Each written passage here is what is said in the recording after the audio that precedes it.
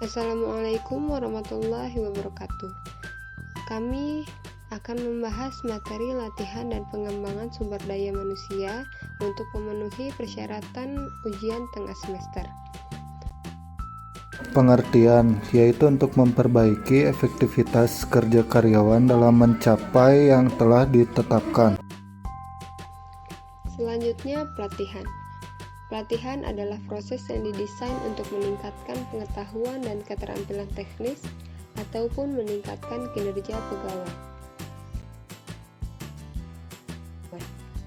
Istilah lain pelatihan sering disamakan dengan istilah pengembangan. Perbedaannya, kalau pelatihan langsung terkait dengan performance kerja pada pekerjaan sekarang. Sedangkan pengembangan tidaklah harus. Pengembangan mempunyai skop yang lebih luas dibandingkan dengan pelatihan. Selanjutnya ada jenis-jenis program.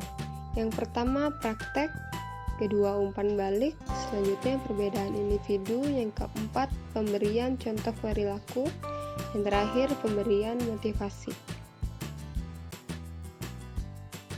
Tujuan program agar memberikan kemampuan lebih tinggi dalam kerja sehingga hasil yang dicapai akan maksimal. Selanjutnya adalah jenis-jenis pelatihan dan pengembangan. Yang pertama ada skill training. Pelatihan ini juga sering dilakukan oleh beberapa perusahaan. Program pelatihan ini terbilang sederhana. Caranya bisa dengan menilai apa yang menjadi kebutuhan atau kekurangan yang kemudian bisa diidentifikasikan lewat penilaian yang lebih teliti. Yang kedua ada retraining.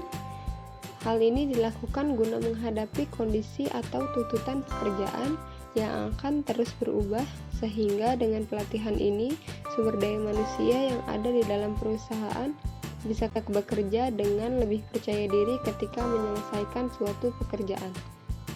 Yang ketiga ada cross-functional training. Pelatihan dan pengembangan yang bisa dilakukan selanjutnya melakukan pelatihan fungsional. Pelatihan yang akan melibatkan para karyawan perusahaan agar bisa melakukan aktivitas kerja di dalam bidang lainnya selain pekerjaan utamanya. Selanjutnya ada team training, karena bagaimanapun juga karyawan di dalam perusahaan tidak akan bekerja dengan sendirian.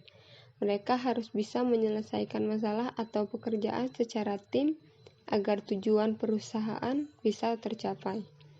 Yang terakhir ada kreativitas training, yang bisa memberikan peluang agar sumber daya manusia perusahaan bisa mengeluarkan sebuah gagasan berdasarkan nilai rasional. Gagasan itu nantinya akan lebih dikembangkan agar bisa membangun perusahaan menjadi lebih baik lagi.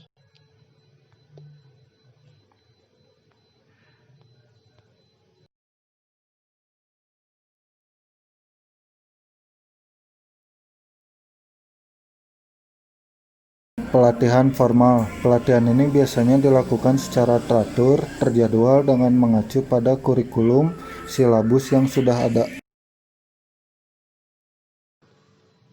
Selanjutnya pelatihan non-formal. Non-formal merupakan pelatihan yang berkesinambungan dan melekat dengan tugas setiap atasan. Selanjutnya adalah manfaat pentingnya pelatihan dan pengembangan. Yang pertama, mengurangi dan menghilangkan kinerja yang buruk. Yang kedua, meningkatkan produktivitas, membentuk sikap, loyalitas, dan kerjasama yang lebih baik, menguntungkan. Selanjutnya, memenuhi kebutuhan perencanaan SDM. Selanjutnya, mengurangi frekuensi dan biaya kecelakaan kerja. Yang terakhir, membantu karyawan dalam meningkatkan dan pengembangan pribadi mereka. Arti dan pentingnya pengembangan SDM. Pengembangan SDM semakin penting karena tuntutan jabatan atau pekerjaan sebagai akibat kemajuan teknologi dan semakin ketatnya persaingan di antara perusahaan yang sejenis.